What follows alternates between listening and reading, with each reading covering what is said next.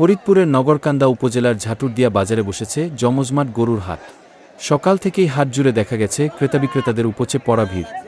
দেশি বিদেশি বিভিন্ন জাতের গরু ও ছাগল নিয়ে দূরদূরান্ত থেকে এসেছেন হাটে ঘুরে দেখা যায় ছোট, মাঝারি ও বড় আকারের গরুর পাশাপাশি রয়েছে উন্নত জাতের ষাঁড় ও ছাগল।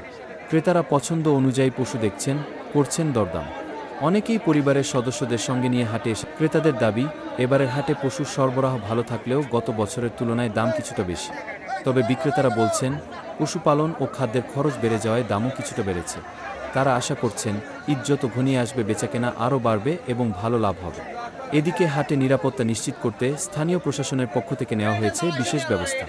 আইন শৃঙ্খলা বাহিনীর সদস্যরা সার্বক্ষণিক দায়িত্ব পালন করছেন। পাশাপাশি যানজট নিয়ন্ত্রণ ও ক্রেতাদের স্বাচ্ছন্দ্যে কেনাকাটা নিশ্চিত করতে নেওয়া হয়েছে বিশেষ উদ্যোগ। সব মিলিয়ে ঝাটুরদিয়া বাজারের গরুর হাট এখন প্রাণচাঞ্চল্যে ভরপুর। স্থানীয়দের আশা, শেষ সময় পর্যন্ত জমে উঠবে এই ঐতিহ্যবাহী পশুর হাট।